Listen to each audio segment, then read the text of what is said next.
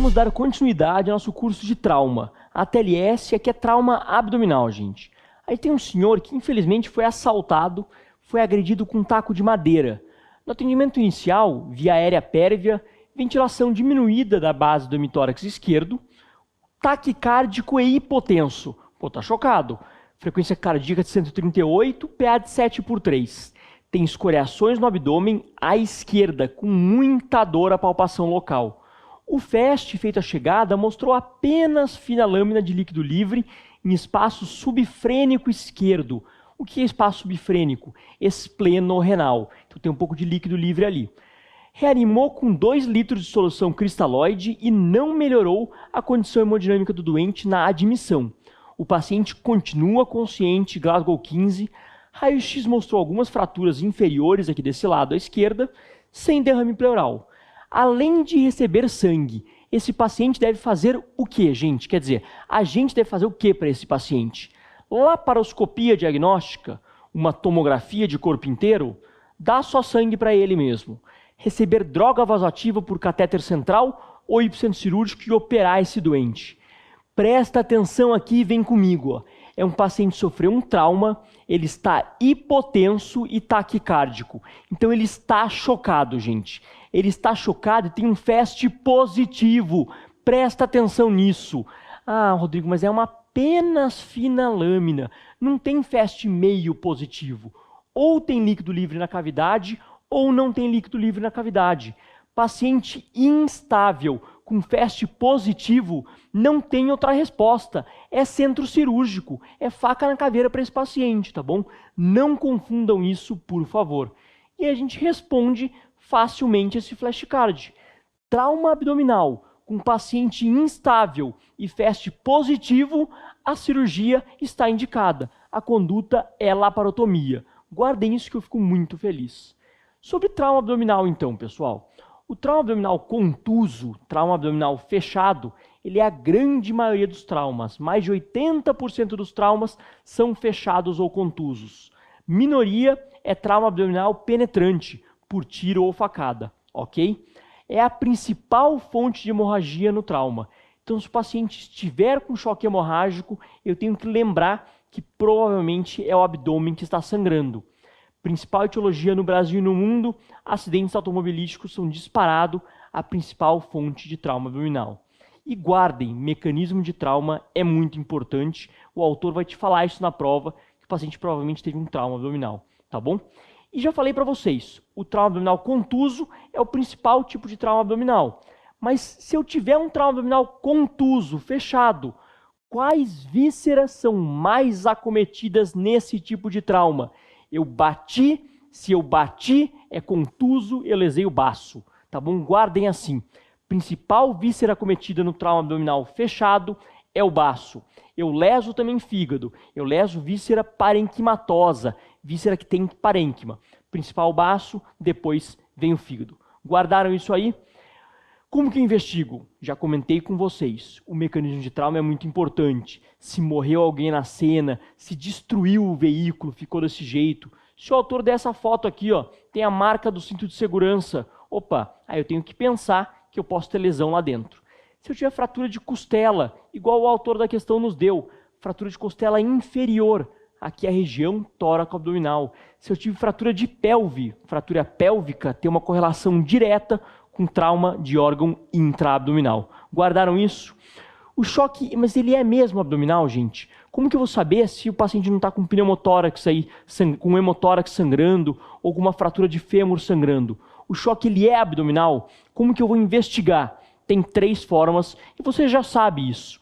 Ou eu vou fazer o ultrassom FAST à beira-leito, ou o lavado peritoneal diagnóstico, ou a tomografia computadorizada de abdômen. Então na prova ele quer que você saiba quando pedir cada um deles. Primeira coisa que é muito batido. Paciente com trauma abdominal e chocado, hipotenso e taquicárdico. Trauma abdominal e choque, gente. O que eu vou fazer? É ultrassom FAST ou lavado peritoneal diagnóstico. Eu nunca vou fazer tomografia para paciente instável. Então, paciente chocado, ou é ultrassom ou é FAST, não tem erro, é bem batido assim. O ultrassom FAST é excelente, ele é feito à beira-leito, Ele não é invasivo, ele é rápido, mas ele é operador dependente. Quem está fazendo tem que saber fazer, tá bom? Mas eu posso repetir diversas vezes, posso pedir para alguém vir avaliar comigo, então ele é bom. Ele tem uma baixa especificidade, mas ele tem uma alta sensibilidade. O que é isso, Rodrigo? Me explica aqui. Alta sensibilidade. Ele detecta pequenas quantidades de líquido livre dentro da cavidade. Então tem um pouco de líquido, ele já vê e maravilha, fast positivo. Só que tomem cuidado, ele é pouco específico. Ele não sabe se esse líquido, se é bile, se é sangue, se é urina. Isso ele não diz. Ele diz que é só líquido. Na apostila eu coloquei para vocês ali uma tabela comparando os métodos. Isso é importante porque isso eles perguntam na prova, tá bom? E sobre o FAST ainda, quais são as 4 janelas do ultrassom FAST, gente? Isso tem que saber e é batido. Na apostila, coloquei várias imagens para vocês verem FASTs negativos e FASTs positivos. Quais as 4 janelas? A primeira, janela subestifoide, janela pericárdica. Eu quero ver tamponamento cardíaco. Depois, janela hepatorrenal, espaço de Morrison, é a direita. Entre quem? Entre fígado e o rim. Depois, à esquerda, hipocôndrio esquerdo, entre o baço e o rim, espleno-renal. E por último, janela suprapúbica, aqui embaixo. Eu quero ver o fundo de saco, ver se eu tenho líquido livre lá embaixo. Guardem sempre as 4 janelas, eu sempre faço as 4. Líquido livre positivo, opa, tem que ficar preocupado aí então. E aí, gente, outra opção é o lavado peritoneal diagnóstico, tá bom? Ele tem as mesmas indicações do ultrassom FAST. É paciente instável que não pode ir para tomografia. Gente, ele também vê líquido livre na cavidade. Qual é o problema? Ele é invasivo, tá bom? É uma pequena cirurgia. Então, se eu precisar já operar meu doente, já tem uma indicação formal de cirurgia, eu não vou fazer o lavado, tá bom? Então, é uma das contraindicações. Se já tiver laparotomia indicada. Eu tenho que saber fazer. Se eu sou clínico, dermato, gineco, não sei fazer, nunca fiz uma laparotomia, toma cuidado. Tem que ter um cirurgião experiente que saiba fazer, ok? Contraindicação relativa, paciente obesidade mórbida ou paciente gestante. Isso aí é contraindicação relativa, tá bom? Ó, o lavado pode ser por punção ou pode ser cirúrgico.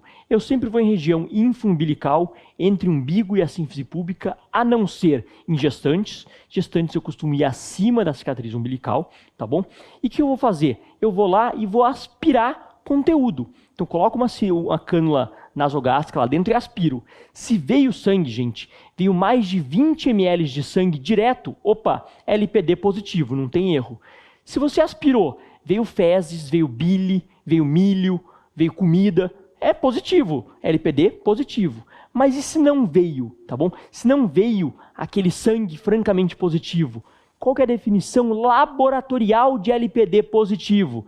É chato, é numérico, mas vamos guardar isso aqui, ó. Se eu tiver mais de 100 mil hemácias nesse aspirado, que foi para o laboratório, é lavado positivo. Mais de 500 leucócitos é lavado positivo. Ou se vier bactéria, obviamente. Então, além de eu aspirar, não veio nada, eu vou infundir 1 litro de soro. Dá uma mexida, aspira, manda para o laboratório, se veio isso aqui, é um LPD positivo. Guardaram isso? E a conduta agora? Eu tive um trauma de abdômen, meu paciente está instável, eu fiz o FAST ou o lavado, tanto faz. E eles vieram positivos. Paciente instável, com FAST positivo, com lavado positivo, a conduta é cirurgia. Vocês já sabem isso, então eu fico bem tranquilo.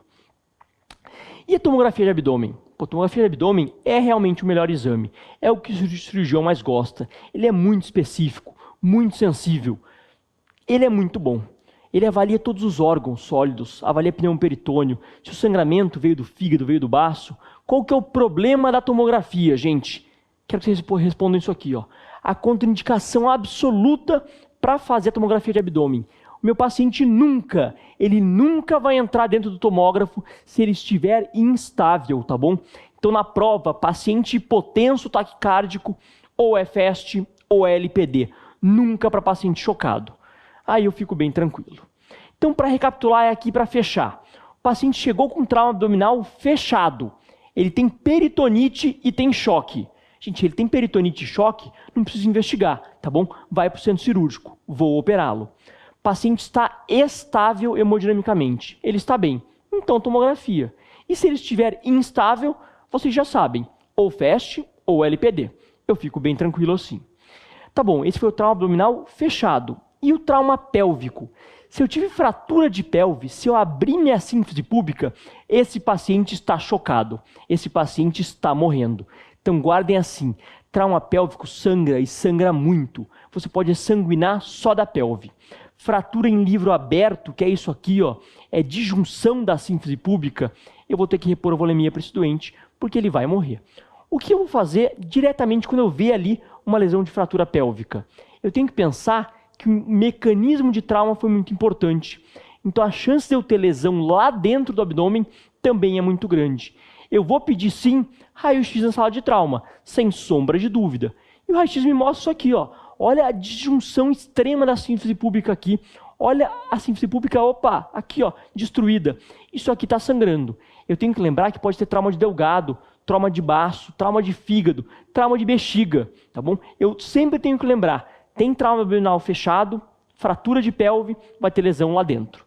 O que eu faço com esse paciente no pronto-socorro? A primeira conduta é fazer estabilização com o lençol, na altura dos grandes trocânteres. Isso aqui fecha o meu anel pélvico. Fechou o anel pélvico, melhora o sangramento. Ainda bem, porque a grande maioria dos sangramentos da pelve são venosos. Por isso que o lençol funciona, tá bom? Os sangramentos arteriais, o lençol não é tão bom. E aí eu pergunto para vocês então, quais são as 3 opções de tratamento para fratura de pelve? Eu posso fazer o quê? Opa, lençol eu posso fazer, né? Mas e além disso? Outras opções, eu posso fazer a arteriografia com embolização. Eu vou lá por via percutânea, o radiologista intervencionista vai achar aquela artéria sangrando e vai embolizar. Então para sangramento arterial. Eu posso fazer o tamponamento pré-peritoneal com compressas. É o packing pré-peritoneal. Ou a fixação externa da pelve. Isso aqui na prova não vai perguntar qual você deve fazer, mas quais as opções definitivas depois que você colocar o lençol na sala de trauma. Esse é o mais importante na sala de trauma. E essa aqui é a primeira parte da aula de trauma abdominal, que foi trauma abdominal contuso. Assistam a outra aula agora que a gente vai continuar trauma abdominal com vocês.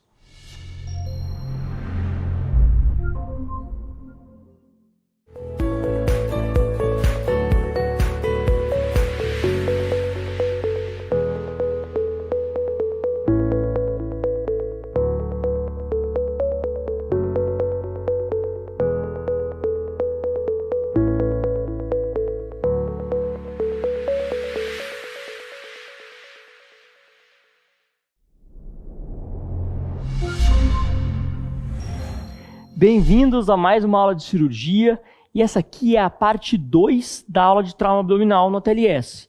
Então, se você não assistiu a parte 1, para aqui, volta lá, assiste trauma abdominal contuso e depois volta para cá. Combinado? Vamos para a nossa questão aqui então, gente. A questão da USP 2017, um paciente tem um ferimento abdominal por uma arma branca, é o famoso FAB, é uma facada, tá bom? E apresenta evisceração de delgado, conforme mostrado na foto. A foto a gente vai ver mais pra frente, não quero que vocês vejam agora. E ele pergunta qual que é a conduta recomendada. Gente, tem evisceração, tem delgado para fora, tá bom? Simples assim. Você vai indicar o ultrassom de abdômen. Se não tiver líquido livre, você vai empurrar a víscera para dentro e fechar a parede? É uma boa alternativa essa? Gente, acho que não, né? Vamos para a próxima. Eu vou indicar tomografia. Se não tiver líquido livre dentro da cavidade, eu vou de novo reduzir a víscera e suturar o ferimento. A gente tem alça para fora, de novo, hein? Não, vamos lavar bem a região, lavou bastante, reduz a víscera e fecha a parede. Pelo amor de Deus, né? Tem intestino para fora. Se tem intestino para fora, gente, eu vou ter que explorar cirurgicamente esse abdômen. Tá bom, não tem dúvida nenhuma disso. Questão muito direta, muito simples, e vou explicar para vocês o porquê da gente fazer isso. Primeira coisa, ferimento por arma branca ou por arma de fogo. Então aqui ó, é trauma abdominal contuso. Quais são os principais órgãos lesados? No FAF e no FAB. Fácil de guardar. FAF é delgado, então tiro é tripa. E FAB? FAB é facada. Facada é fígado, tá bom? Guardem assim, tiro tripa, facada, fígado. Então esses são os principais em ordem epidemiológica. Claro que isso aqui não é regra absoluta, mas para a prova, guardem desse jeito. E batida? Batida é B de baço. Vocês já sabem isso da aula de trauma abdominal contuso, tá bom? Conduta no FAB abdominal. Eu tomei um tiro na barriga, gente. Tiro é igual a cirurgia. Não tem muita ciência, tá bom? O projétil de arma de fogo, ele vai rasgando tudo. Então, tiro é igual a cirurgia, bem fácil, ninguém erra isso na prova. O que eles gostam de perguntar na prova, então? Isso aqui, ó. FAB, ferimento por arma branca. É facada. E aí, qual é a conduta nesses casos? Primeira coisa, indicação de laparotomia no trauma penetrante. Primeiro, se for tiro, a gente já sabe que vai operar sempre, tá bom? Mas e na facada, e no ferimento por arma branca?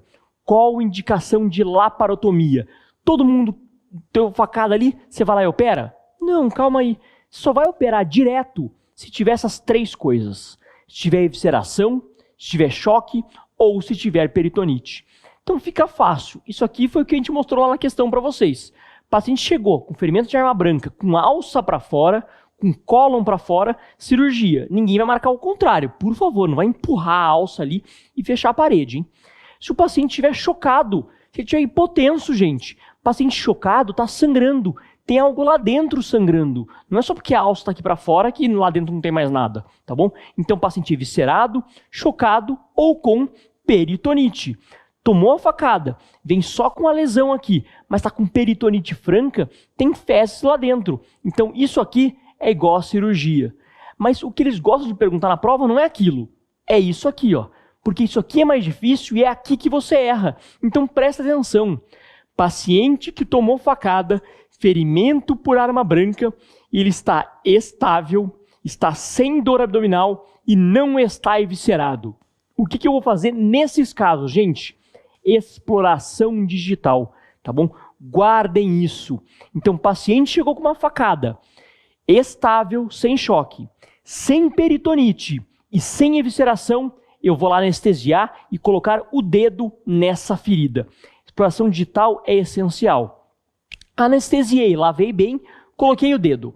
Não penetrou a cavidade. Eu tenho certeza absoluta que não ultrapassou a fáscia, a aponeurose, não ultrapassou a parede abdominal. Gente, é um ferimento corto-contuso isso. É um corte de faca de cozinha. O que você faz? Lava, sutura, dá antitetânica para ele, ó, e rua, tá bom? Foi só um FCC. Então anestesiei, toquei. Não penetrou? Pô, maravilha, sutura e alta. E se penetrou? Acorda aí, presta atenção, porque muita gente fala, pô, se penetrou, eu vou operar esse doente. Calma aí, a resposta correta não é operar. Eu vou observar esse paciente e pedir exames. Mesmo quando penetra a cavidade abdominal, tem uma chance muito alta de não ter lesão de víscera lá dentro. Se ele estiver estável, se ele estiver sem dor abdominal e se ele não estiver eviscerado. Então, nesses casos, gente, internem o doente, jejum, colham HB de 8 em 8 horas, seriar HB. Se começar a cair o HB, opa, tá sangrando, vou ter que operar. Se ele eviscerar, se ele tiver peritonite, opa, aí eu vou ter que operar. Isso aqui é guideline do Sabiston, tá bom? Só que tomem cuidado. Algumas provas podem, nessa questão, falar, vamos fazer uma videolaparoscopia, porque ela não é tão mórbida. Algumas bancas, especialmente de São Paulo, podem falar isso. Se tiver só uma lesão única de faca, o paciente bem, e tiver alternativa, internar o paciente, jejum, observação, exame físico seriado e HB de 8 em 8 horas ou de 6 em 6 horas, essa provavelmente é a resposta correta. Isso aqui é guideline do Sabiston, então dá para brigar com a questão. Guardaram isso? Então tomem cuidado, não é cirurgia quando você toca a cavidade, tá bom? Cuidado que isso aqui vocês erram, gente. E uma outra questão pra gente então. Um paciente de 23 anos tomou o quê? Olha aí, ó, uma facada, ferimento por arma branca em briga de rua.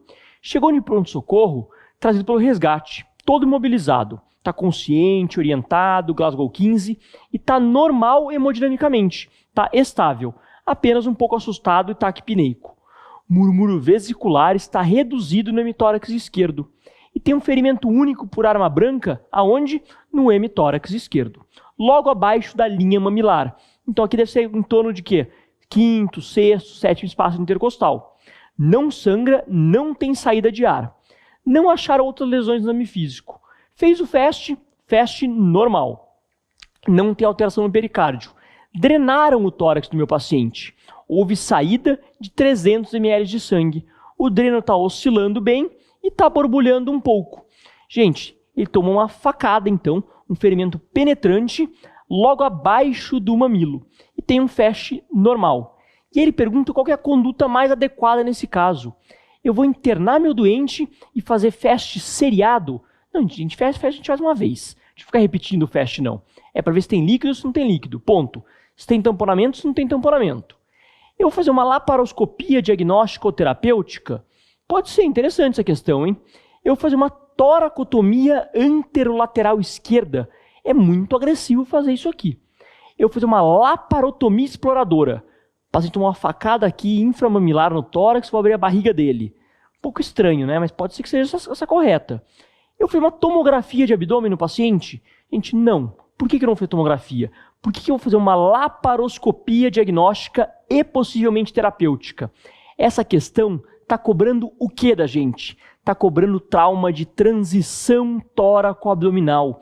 Presta atenção aqui comigo. Ó. Muita gente esquece que do mamilo para baixo, geralmente quarto, quinto espaço intercostal, daqui para baixo é abdômen, tá bom? Esse espaço aqui chama-se transição tóraco-abdominal. E o que eu tenho na transição tóraco-abdominal? Eu tenho órgãos, eu tenho especialmente o diafragma. O fígado pode vir até aqui em cima, o baço pode vir do outro lado, tá bom? Então tomem cuidado. Anteriormente, quarto, quinto espaço intercostal. E posterior, a ponta da escápula, tá bom? Ponta da escápula para baixo já é abdômen. Então guardem essa definição que é a transição tóraco-abdominal. E por que ela é importante? Porque ali eu tenho sim baço e fígado de um lado e tenho especialmente diafragma, gente. Ninguém consegue ver muito bem o diafragma, tá bom? Nenhum exame de imagem, nem tomografia, nem ultrassom, nem o FAST, nem LPD, nenhum exame consegue ver bem o diafragma. Então eu não consigo excluir hérnia diafragmática. E eu trago para vocês aqui 2 raios-x clássicos de hérnia diafragmática. Vocês enxergam alguma coisa aqui ou não? Olha isso aqui, ó. É a bolha gástrica, aonde? Dentro do tórax. Olha lá do outro lado, ó. Eu tenho todo o cólon eviscerado, herniado para onde? Pro tórax. Então, um paciente que tem lesão em transição tóraco-abdominal, lesão penetrante, facada, eu tenho que pensar que ele pode sim ter uma hérnia diafragmática. E aí um flashcard para a gente guardar isso aqui, gente. Como que eu avalio se tem lesão diafragmática? Já falei para vocês que o ultrassom não vê, que tomo não vê, que nenhum exame vê. Então como que eu vejo se tem lesão no diafragma? Eu vou lá e olho. Eu tenho que colocar a cara lá dentro.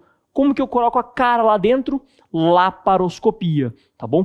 Algumas bancas podem querer vir por cima. Em vez de laparoscopia, fazer toracoscopia, gente. É a mesma coisa. Eu vou entrar com o quê? Com a ótica no tórax e olhar o diafragma para baixo. Mas a grande maioria prefere entrar no abdômen e olhar para cima. Por quê? Porque eu já descarto lesão hepática, lesão esplênica, entendeu? O autor provavelmente vai dar a alternativa para a gente, laparoscopia. Mas vamos imaginar que não tenha isso, tenha só laparotomia. Tudo bem, aí a resposta vai ser laparotomia. É muito mais agressivo, mas alguns autores são mais maldosos assim mesmo. Então guardem isso, nenhum exame de imagem consegue ver bem hérnia diafragmática. E é isso que você tem que saber para a prova.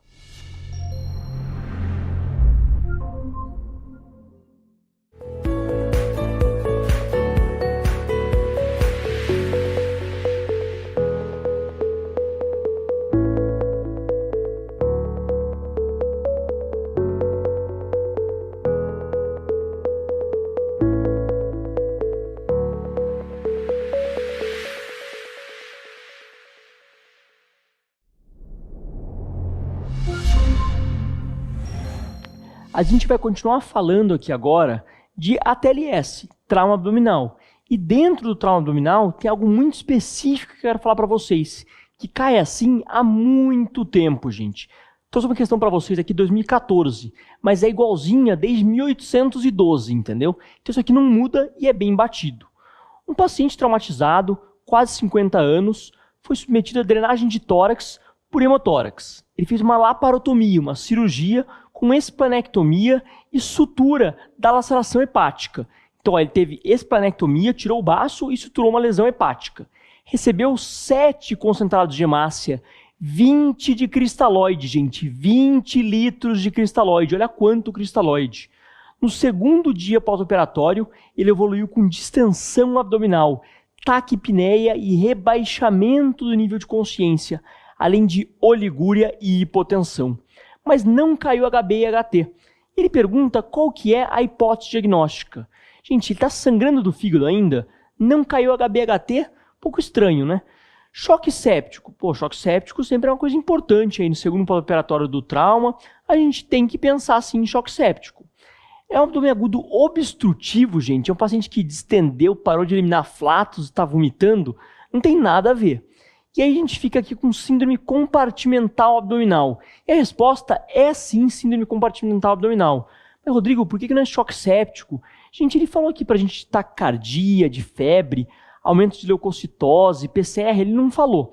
E a resposta batida, não tem erro, não dá para brigar com a questão. É sim síndrome compartimental e vou mostrar para vocês por quê. Porque o flashcard entrega o ouro pra gente já, ó. Paciente com abdômen tenso, distendido, com oligúria e dificuldade na ventilação mecânica.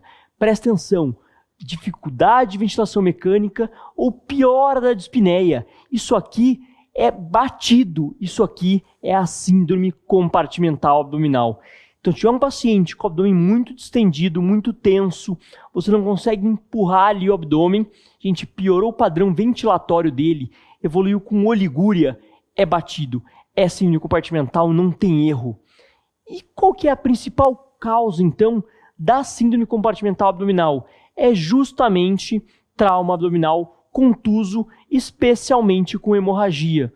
Mas se você está confuso aí, calma que eu vou te ajudar a entender o que é a síndrome compartimental abdominal, gente. Primeira coisa, quando que eu tenho? Eu tenho quando eu tenho um paciente muito grave, tá bom? Uma das principais causas é trauma abdominal muito grave. Claro, abdômen agudo, como pancreatite aguda grave, diverticulite ou apendicite, casos de exceção, pode sim ser síndrome compartimental, pode sim levar a síndrome compartimental abdominal. Se eu infundir grande volume, nosso autor da questão não deu 7 concentrados de hemácia e não deu mais de 20 litros de soro. Gente, para onde está indo todo esse volume? Está indo para o abdômen. O abdômen é fechado. Isso começa a encharcar lá dentro. Isso começa a encher um balde e o balde não tem para onde ir. Fica apertado dentro do abdômen. Então, todo esse volume foi lá para dentro. Em pós-operatórios de cirurgias muito grandes. No trauma grave, gente, se eu sangrei muito, tá sangrando lá para dentro também. Então tomem cuidado com isso. Tem algumas questões muito específicas que eu trouxe só para você saber que existe. O pessoal da USP em São Paulo gosta muito disso. Hérnias gigantes, olha o tamanho dessa hérnia aqui, ó. No pós-operatório eu pego tudo aquilo e trago de volta para a cavidade. E aí fecho a barriga. Então eu perdi o domicílio, coloquei de volta para a cavidade e fechei. Tudo muito apertado ali dentro, não consegue ficar, faz o quê? Uma síndrome compartimental abdominal. Só que tomem cuidado, a síndrome tem que ter repercussão clínica. Eu tenho só a hipertensão, é a HIA, hipertensão intraabdominal. Tomem cuidado com isso. O normal no dia a dia é de 5 a 10 milímetros de mercúrio, é o que a gente tem, é a nossa pressão intraabdominal. Começou a aumentar 12, 15, 16, opa, isso aí é hipertensão intraabdominal, não é síndrome compartimental. Acima de 20 eu fico preocupado. Se eu tiver o quê? Disfunção orgânica associada. Então, acima de 20 milímetros de mercúrio, eu tenho que ficar preocupado que é sim uma síndrome compartimental abdominal grave. E aí, para guardar, então, pronto. O diagnóstico de síndrome compartimental abdominal, ele se dá quando? Se a pressão intraabdominal for maior que 20 e tem que ter repercussão, gente. Tem que ter disfunção orgânica, tá bom? Não é só aumentar a pressão, tem que aumentar a pressão e gerar algum dano ao corpo humano, algum problema ao corpo humano. E o que pode dar? Na apostila de vocês, coloquei uma tabela que pode dar muita coisa. Não precisa ficar decorando, não. Vem aqui comigo que eu vou te explicar e você vai entender. É bem tranquilo, gente. Primeira coisa, começando de cima para baixo, do crânio para baixo. Primeiro, lá no cérebro, se eu tiver a síndrome compartimental abdominal, tá chegando menos sangue no meu cérebro. Então, aumenta a pressão intracraniana. tá bom? Eu tenho diminuição da pressão de perfusão cerebral.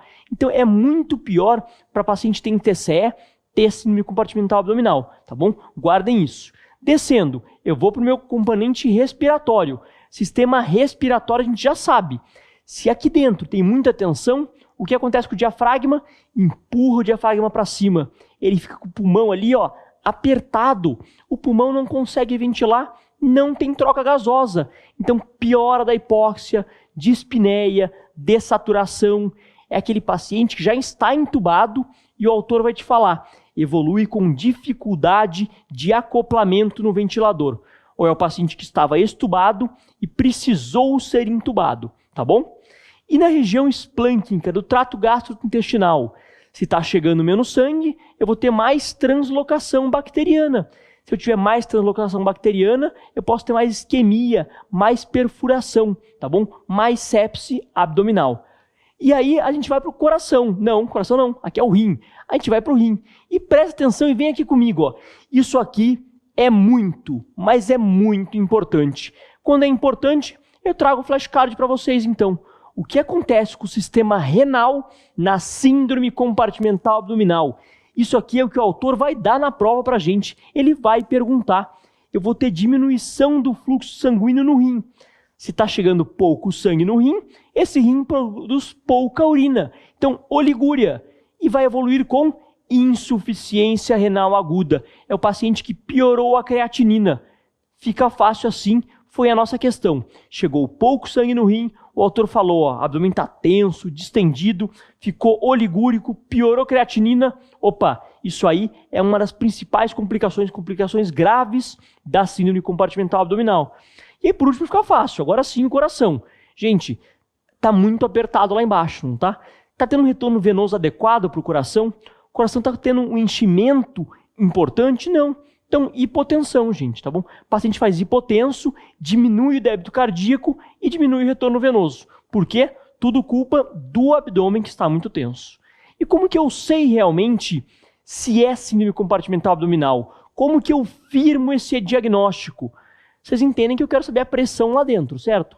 Como que eu meço, então, a pressão intraabdominal? Através da pressão intravesical. Eu coloco um catéter de Foley, uma sonda de Foley na bexiga e vou medir por meio da bexiga a pressão intraabdominal. Porque se está muito apertado aqui dentro, eu estou comprimindo minha bexiga. Comprimindo a bexiga, a pressão intravesical vai ser muito parecida, quase a mesma que a pressão intraabdominal. Tá bom, Rodrigo. Então eu confirmei a minha síndrome compartimental abdominal. A minha pressão intraabdominal estava de 25 com disfunção orgânica, com hipotensão, com oligúria, com dispneia. Como que eu trato esse doente? Gente, se está muito apertado aqui dentro, o que eu posso fazer? Eu vou lá e abro o problema e resolvo isso. É a laparotomia descompressiva. Eu faço peritoneostomia. Eu literalmente deixo meu paciente com o abdômen aberto. Eu sei que é muito agressivo. Antes disso, eu posso fazer algumas outras coisas? Até posso. Esse aqui é o padrão ouro para síndrome compartimental. Mas em alguns casos, lembra que eu tenho a hipertensão intraabdominal somente? É aquela pressão que está elevando. Eu não vou lá e abro rapidamente o abdômen do meu doente. Eu vou com um pouco mais de calma. O que eu posso fazer nesses casos, então? Gente, analgesia. Paciente com dor, ele contrai muito a musculatura. Se eu contraio a musculatura do abdômen, eu aumento a pressão lá dentro, tá bom? Então o paciente tem que ficar com a analgesia bem controlada. Além disso, sedação e curarização. Eu tenho que deixar meu paciente completamente relaxado, bloqueado os receptores neuromusculares. Por quê? Para o músculo não contrair. Então o paciente curarizado é sim uma opção. E sondas? Que tipos de sondas? Sonda nasogástrica, sonda retal aberta, para esvaziar o estômago. Se o estômago estiver cheio, está aumentando a pressão dentro do abdômen. Eu posso fazer endoscopia ou colonoscopia descompressiva. Eu vou lá com o meu colonoscópio e aspiro todo o ar desse cólon. Ou por endoscopia, aspirar todo o ar desse estômago. E deixo de novo, reduz um pouco a pressão intraabdominal. Medicações, Plasio, Bromoprida, procinéticos, para a mesma coisa, para fazer que o paciente evacue e aumente ali o trânsito intestinal, para, de novo, tirar ar de dentro da luz intestinal. Mas tudo isso aqui, gente, ajuda, não resolve. Se for síndrome compartimental mesmo, paciente com disfunção orgânica, eu não tenho outra opção. Eu tenho que fazer a peritoneostomia, que é a mesma coisa que a bolsa de Bogotá, tá bom? Eu mando o paciente para a UTI com a barriga aberta. Nas perguntas, na prova, os autores não vão perguntar o que fazer depois. Ele quer que você reconheça a síndrome compartimental, é um paciente que vinha bem e piorou. Ficou com o abdômen muito tenso, oligúria, piora do padrão respiratório, e você vai indicar o quê? Indicar a peritoneostomia. Gente, sobre síndrome compartimental abdominal, é isso que tem que saber. Guardem aqueles valores, porque algumas bancas mais chatas perguntam que o normal é até 5, de 5 a 10, e acima disso é hipertensão intraabdominal. E síndrome compartimental, acima de 20, com disfunção orgânica.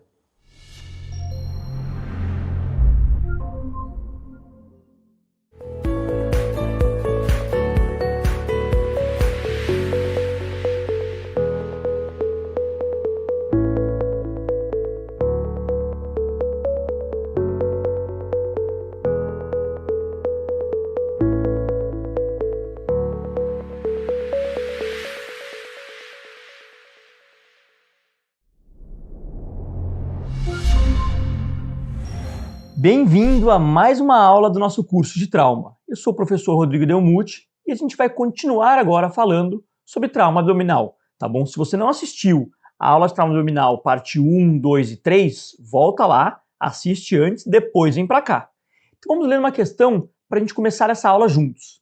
Pensa comigo, gente, questão 2015, questão antiga, mas fica tranquilo. Essa questão caiu em 2016, 17, 18, 19... É um tema muito frequente e não é muito bem trauma abdominal. Você já vai entender o porquê. Temos aqui o quê? Um motociclista que bateu a moto e teve uma fratura fechada de rádio. Teve esmagamento do braço e na hora do trauma ele tinha pulso distal presente na lesão. Passou umas 3 horas do trauma e aí ele começou a falar que o braço estava formigando, começou a ter dor no braço e edema progressivo. O pulso claramente ficou assimétrico com o que era antes. Ele pergunta qual que é a conduta nesse caso. Para você saber a conduta, você tem que saber qual é o diagnóstico, obviamente. E aí o que você vai fazer? Você vai elevar o braço desse paciente e ter uma reposição volêmica mais vigorosa ainda? Ou você vai fixar, chamar o ortopedista e falar, ó, vamos operar esse paciente rapidamente. Outra opção, pedir um ultrassom. O membro está sem pulso, com pulso reduzido, talvez seja uma boa opção. E a última opção, que aí sim é a opção correta, é fazer a fasciotomia. É cirúrgica isso. Mas você entende o porquê da fasciotomia nesse caso? Lembra que eu falei? Para você saber a conduta, você primeiro tem que saber o diagnóstico. Então vamos lá, trazer um flashcard para você guardar. Se eu tiver um paciente traumatizado, com uma fratura fechada de membro inferior direito, com muita dor, muita tensão, tem parestesia, tem pulso diminuído. Qual que é o diagnóstico desse paciente, gente? Ele tem uma síndrome compartimental. Você pode lembrar da síndrome compartimental de abdômen, por isso que eu classifiquei ela aqui agora dentro de trauma abdominal. Mas existe também a síndrome compartimental de membros, de extremidades. E quando que ela acontece? Bom, a coisa óbvia, a gente já sabe que no trauma. Então todo paciente traumatizado, que tem um trauma de membros, braço, antebraço, perna ou coxa, pode ter sim uma síndrome compartimental daquele membro. Especialmente se ele tiver fratura de osso longo ou esmagamento do membro. Isso aumenta em muito a chance de ter uma síndrome compartimental. A gente não pode esquecer que paciente vítima de queimadura também tem um risco importante disso. E na aula de queimadura eu vou falar com vocês. Por quê? Ele pode ter síndrome compartimental não só do membro, o paciente queimado, pode ser do tronco também e tem insuficiência respiratória. Mas isso aqui é outro capítulo. Tá bom? Lembrar de queimadura elétrica. Queimadura elétrica é um fator de risco importantíssimo para a síndrome compartimental. E por último, tem uma síndrome compartimental iatrogênica, que a culpa é nossa. Eu fui lá, engessei o braço do paciente e ficou muito apertado. Mas Rodrigo, você está falando de síndrome compartimental e eu não sei nem o que é. Então, vou explicar para você o que é síndrome compartimental. Olha bem essa figura, gente. Vocês enxergam ali embaixo que os vasos, a veia, a artéria está muito apertada? Por que ela está muito apertada? Porque por algum motivo eu tive um edema muito importante do compartimento muscular. Por isso que é síndrome compartimental. O compartimento muscular ficou edemaciado, eu tenho a fáscia ao redor dele. Então a fáscia, ó, ela impede que esse músculo expanda. Então vai empurrando, empurrando, empurrando, e aí fecha, tem a oclusão vascular, tanto arterial quanto venosa.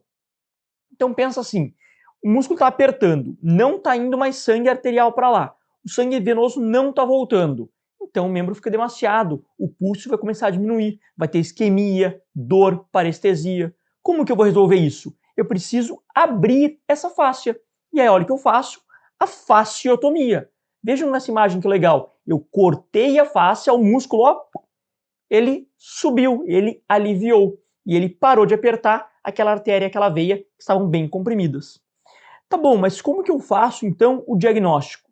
E aí para isso eu trouxe um flashcard para vocês. Como que é feito o diagnóstico da síndrome compartimental? Que exame que eu peço para fazer esse diagnóstico, gente? O diagnóstico ele é clínico, tá bom? Eu não peço exame nenhum para fazer diagnóstico de síndrome compartimental. A clínica é sim soberana nesses casos. E como que é a clínica? Aqui eu já falei para vocês, mas se você não anotou, vamos lá, vamos recapitular aqui juntos. É um paciente, na questão, o autor vai te dar isso claramente. Ele vai ter uma dor desproporcional ao exame. Vai falar, doutor, tá doendo muito, muito, a porção distal, geralmente, então a mão ou o pé. E você examina, não tem por que ter tanta dor dessa forma. Vai começar a ficar demasiado esse membro, e mais pálido, porque está chegando menos sangue arterial, concordam comigo? Ele vai começar a ter lesão nervosa, isquemia, então vai ter parestesia, formigamento. E eventualmente a pressão vai estar tão forte, mas tão forte, que esse pulso distal vai estar reduzido. Mas presta atenção, acorda aí, vem aqui comigo, ó. Esse flashcard é importantíssimo.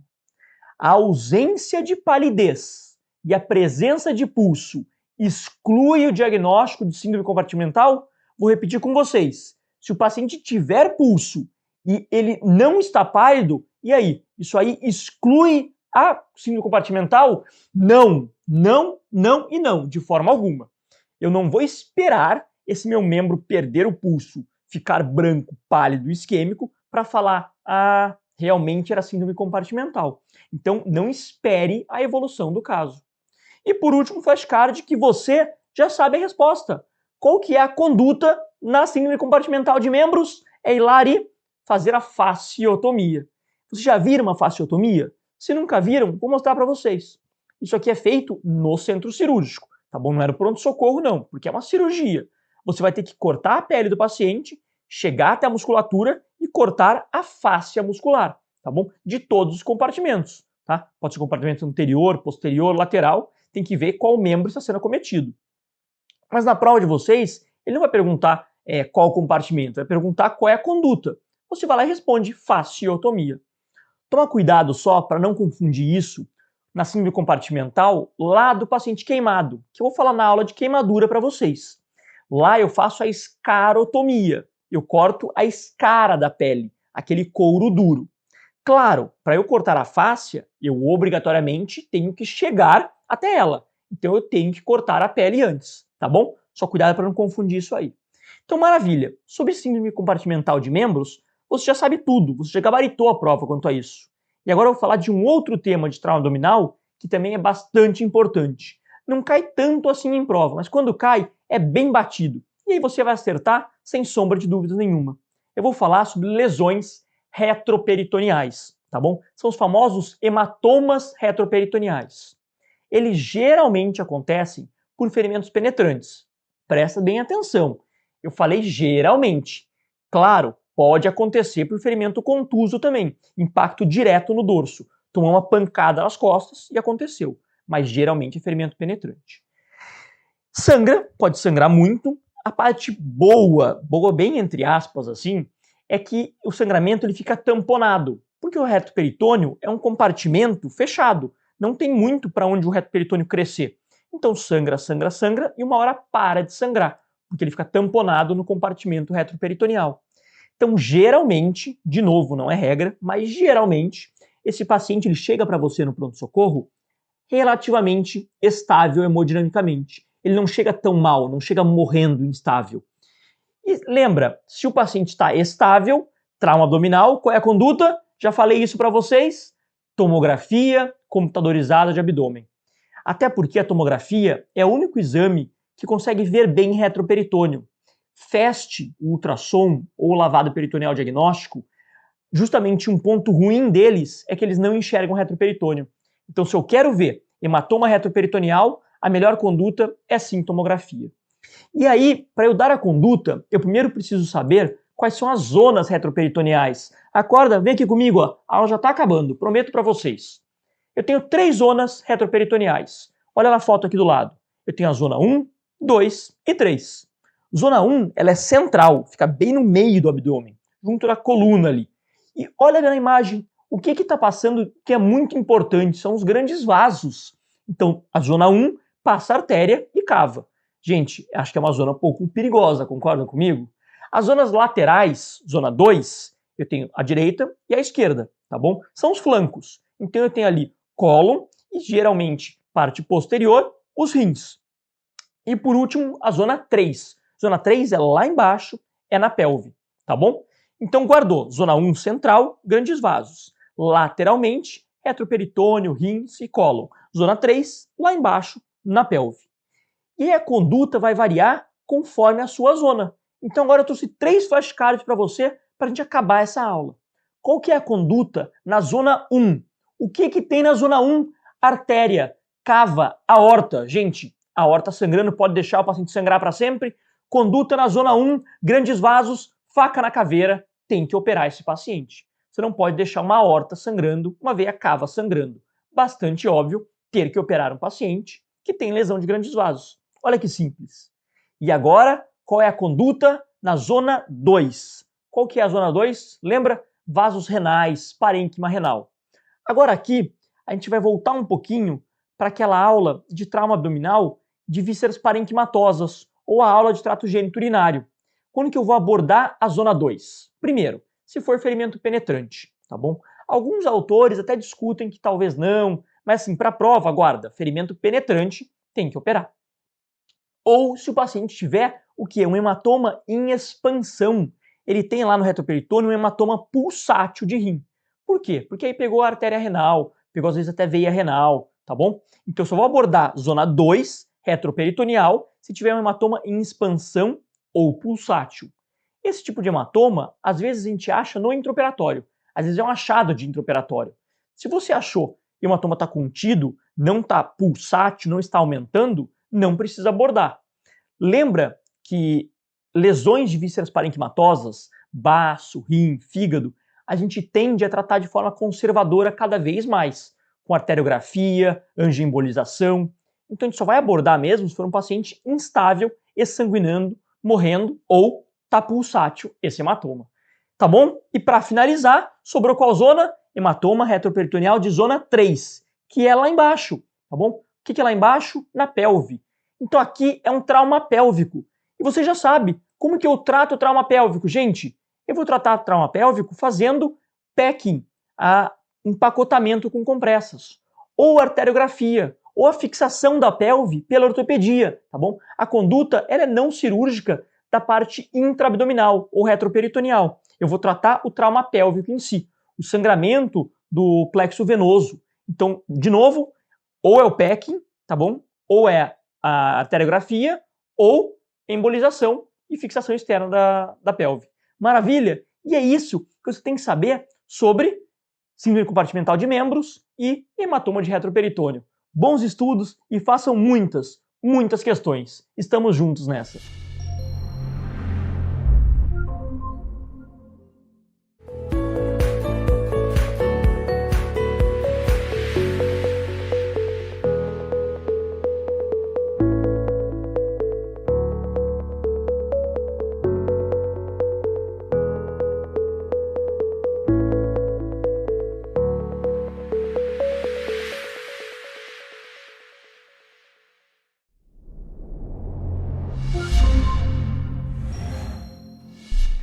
Vamos revisar pré-operatório em cirurgia. O tema parece um pouco chato, mas é fácil. Só para a gente refinar o que você tem que acertar na prova. Quanto a jejum, o paciente vai operar, ele fica em jejum. Depende o tempo depende do que ele comeu. Ele comeu comida sólida ou líquido com resíduos. O que é líquido com resíduo? Tudo que não é claro e transparente. Então, leite, por exemplo, um suco de vitamina, né? Suco de morango, suco de uva, leite materno. Tudo isso é líquido que tem resíduo, tem coisa que deixa ele opaco, que vai sobrar no estômago. 6 a 8 horas. Líquidos sem resíduos, tipo chá, e água, 2 horas. Só. Simples assim. Então, memorize. O tempo que o paciente precisa ficar em jejum antes de uma cirurgia, se for sólido, se for líquido com resíduo, é de 6 a 8 horas. Por outro lado, a gente vai deixar 2 horas aqueles pacientes com água ou com líquidos sem resíduos. Falando em jejum, a gente tem que pensar em nutrir esse paciente também, né? Antes da cirurgia. E aí você vai ter que detectar qual é o paciente que ele está desnutrido.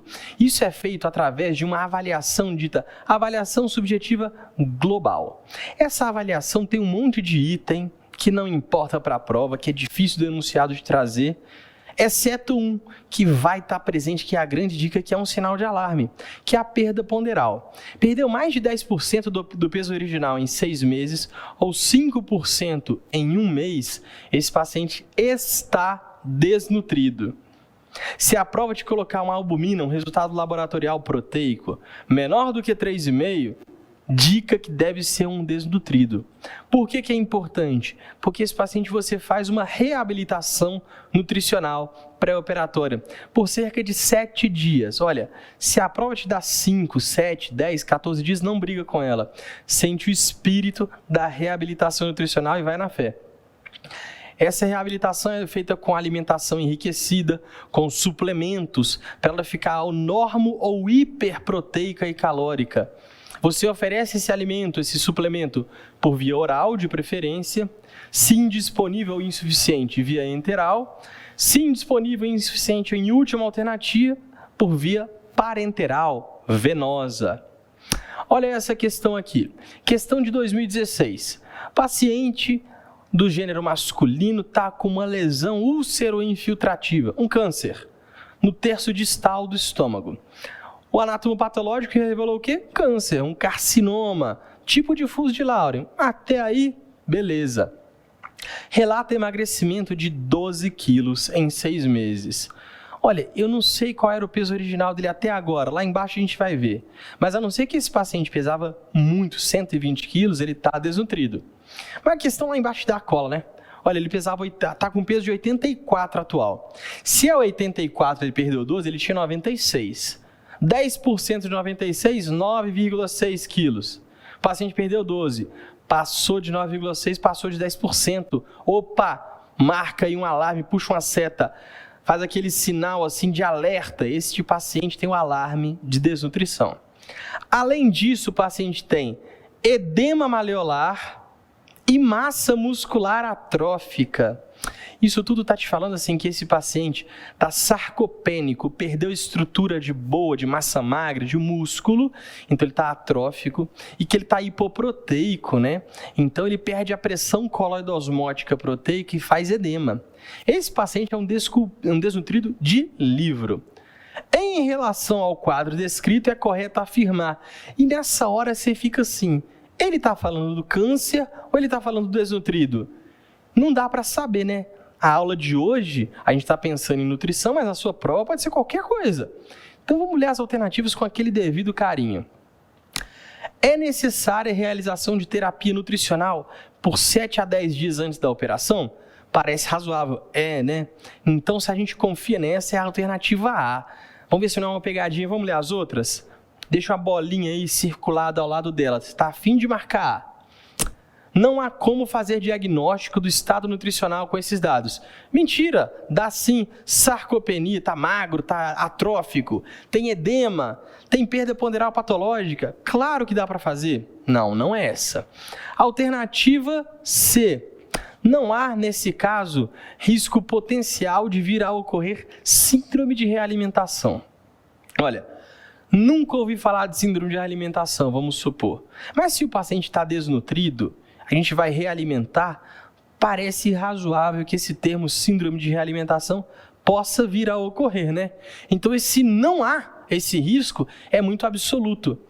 Então, a gente não pode marcar uma alternativa com risco absoluto. Sempre há um risco. Você não precisa saber o que é a síndrome de realimentação. Mas todo desnutrido, ao realimentar, tem alguns riscos que ele pode ocorrer. Alternativa D, o estado nutricional desse paciente não aumenta a morbimortalidade operatória. Pelo contrário, todo paciente que ele vai operar, você tem que nutrir ele justamente porque você diminui e muito a morbidade cirúrgica.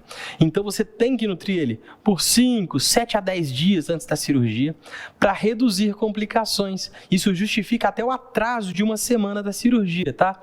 Então convicção, sapeca essa alternativa A e gabarita. Olha aqui, hein? Qual o alarme nutricional no paciente num pré-operatório?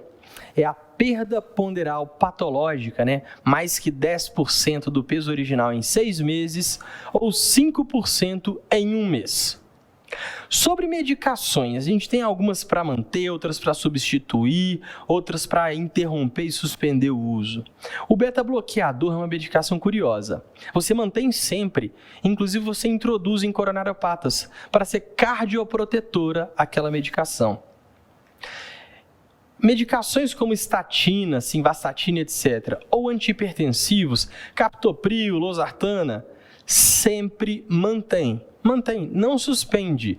Alguns locais falam para suspender na noite anterior, mas essa questão é uma nuance muito discreta da prova.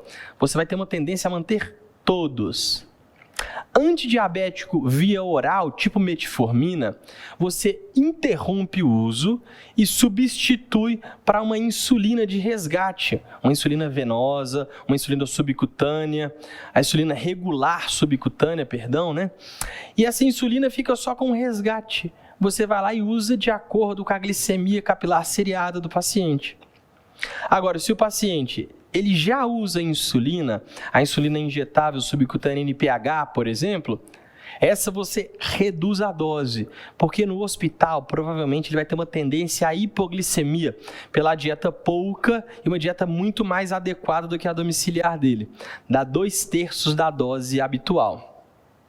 E os antiagregantes plaquetários? Antiagregante plaquetário a gente tem AS e clopidogrel. O AS, surpresa, hein? AS a gente tem tendência a manter para todos os pacientes nas cirurgias. Ah, não, eu preciso suspender porque é tipo assim uma neurocirurgia que não pode sangrar de jeito nenhum. Aí sim, tudo bem. Se eu for ter que suspender o AS, aí eu suspendo 7 dias antes da cirurgia. E o clopidogrel? Clopidogrel você suspende sempre 5 dias antes da cirurgia. E a associação de AS e clopidogrel, você sempre suspende, tá? Com os dois juntos suspende, porque isso aqui pode dar complicação grave. Corticoide. O paciente tem corticoterapia por qualquer doença reumatológica, por exemplo. Você mantém o corticoide dele. Só que o corticoide é o hormônio do trauma. E o trauma cirúrgico vai acontecer. Então, durante a cirurgia, nas primeiras 48 horas de pós-operatório, você dá um reforço, uma dose extra, para você simular o pico do corticoide no trauma. Porque a adrenal do paciente vai estar suprimida pela ingesta do corticoide. Isso é importantíssimo. O paciente que é usuário crônico de corticoide sistêmico, o que você faz no planejamento da cirurgia dele? Mantém no pré e repõe uma dose extra no pós-operatório.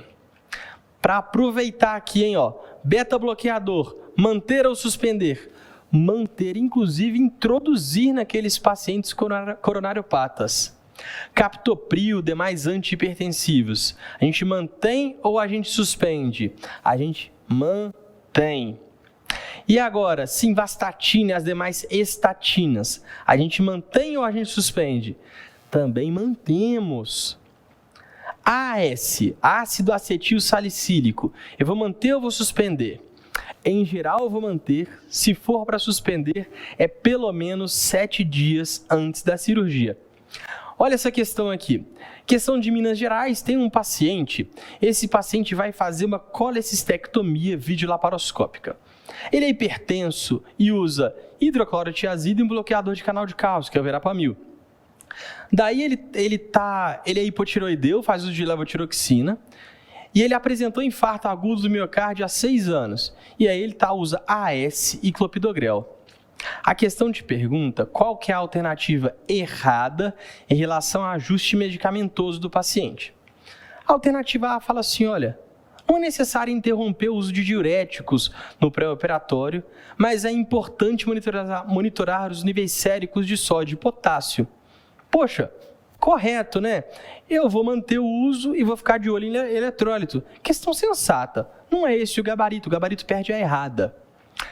É recomendável a manutenção do bloqueador de canal de cálcio se o paciente apresenta função cardíaca normal ou levemente diminuída.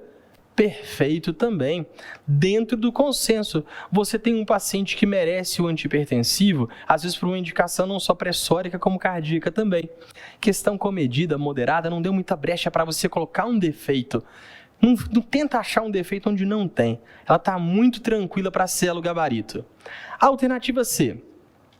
O paciente deve fazer uso do hormônio tireoidiano na dose usual até o dia da operação e reiniciá-lo assim que reiniciar a alimentação.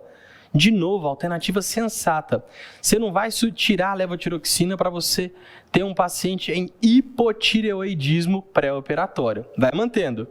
Só que depois da cirurgia, às vezes o paciente demora 1 dia ou 2 para você ter aquela confiança de dar dieta. Junto da dieta da levotiroxina, porque é uma medicação oral, não existe nada injetável para isso. Parece bem sensato, comedido, moderado, sem defeitos. Até agora a gente não conseguiu botar defeito nas alternativas. D. AS e clopidogrel devem ser suspensos, aquela palavra forte, devem ser suspensos por 48 horas antes do procedimento por inibirem a agregação plaquetária de forma irreversível. Bom, de fato, eles inibem a agregação plaquetária. O AS de forma mais irreversível. Então, se você tiver que suspender, você suspende por 7 dias do pré-operatório, para dar tempo de sumir aí o AS. Então, o tempo não bate. E outra, se for só AS, você tem uma tendência a manter ainda mais uma cirurgia, como uma colecistectomia videolaparoscópica. Então, não gostei dessa alternativa, não. Botei defeito? É o nosso gabarito, que pedia a errada. Ainda no pré-operatório, olhei o paciente, olhei medicações, eu vou olhar o estado físico de ASA, da classificação de ASA.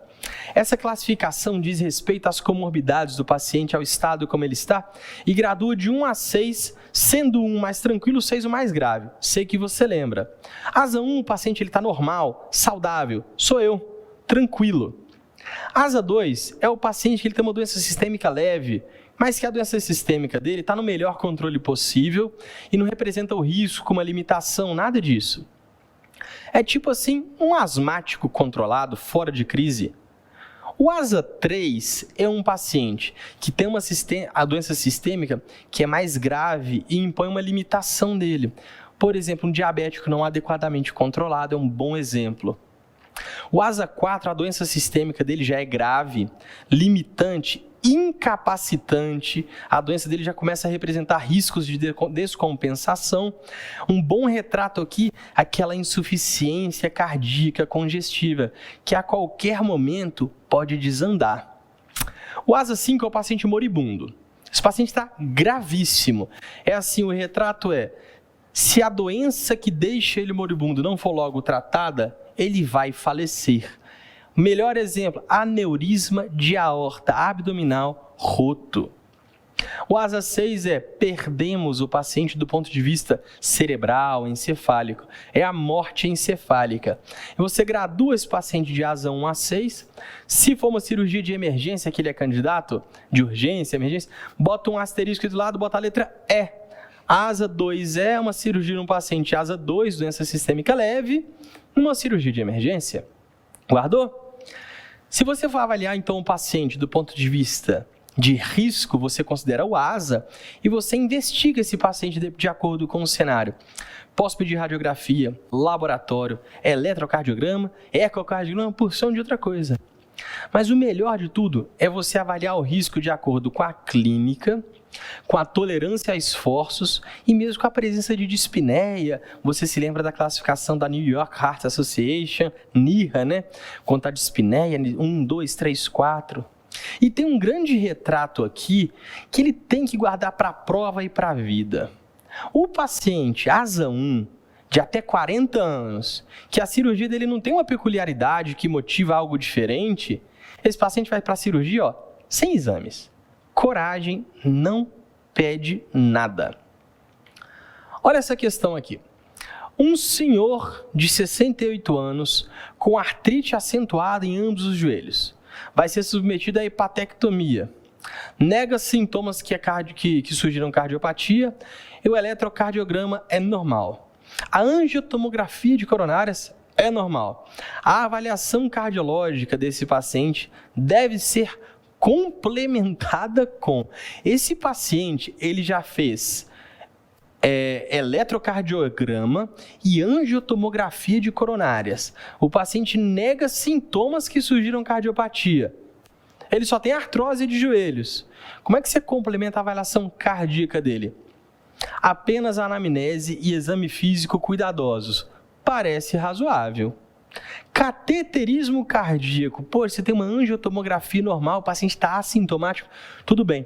Você vai fazer agora uma arteriografia por cateterismo, arteriografia coronária. Mapeamento cardíaco com radioisótopos. Famosa cintilografia de estresse cardíaca. Mas está falando que está tudo bem. Por que você vai fazer um negócio que você vai deixar o coração dele sob estresse? Se ele já está dando sinais de que está tudo sob controle. O ecocardiograma com teste de estresse com vasodilatador coronariano. Essa questão aqui é um grande retrato que existe uma tendência correta da prova da gente não sobreinvestigar um coração que não deu pistas para você de que está passando mal. Se o paciente já tem dados que são favoráveis a uma boa evolução cardiovascular, confia na sua anamnese e no seu exame físico como forma de estratificar o risco, de avaliar o risco cardiovascular dele. Porque a melhor forma, o melhor método para avaliar esse risco cardiológico no pré-operatório é clínico. Conversa com o paciente, pergunta das suas atividades, examina ele, ausculta ele, palpa pulsos. Tem algum paciente que você precisa transfundir? Mas é claro que tem. E aí eu estou trazendo dentro desse contexto cardiológico, porque no coronariopata é diferente. No geral, hemoglobina menor do que 7 é transfundido no pré-operatório. Agora, se o paciente for coronariopata, a gente considera 9 o limite. Beleza, esse paciente já foi transfundido, mas você quer saber, então, como estratificar aquele risco cardiovascular de forma clínica. De forma clínica, você usa os METs. METs são uma unidade arbitrária totalmente de se medir a tolerância metabólica do paciente. E você tem que falar assim, esse paciente ele tolera 4 METs, para falar, opa, ele tolera um tanto bom para ele não ser um risco cardiovascular aumentado. O que significa tolerar 4 METs, que vai estar inscrito no enunciado da sua questão? O paciente sobe 2 lances de escada, um lance de escada, ele tolera 4 METs. Não, o paciente em questão, ele tolera correr uma distância curta, tolera.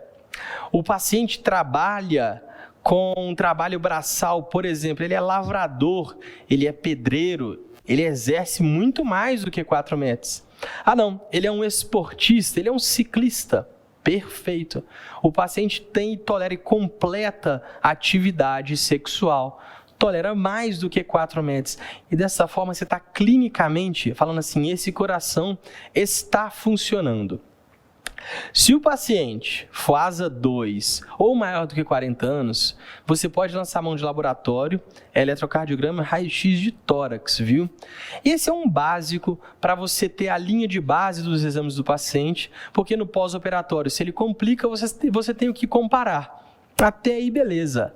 Mas e o eco? Ecocardiograma, para quem que eu peço?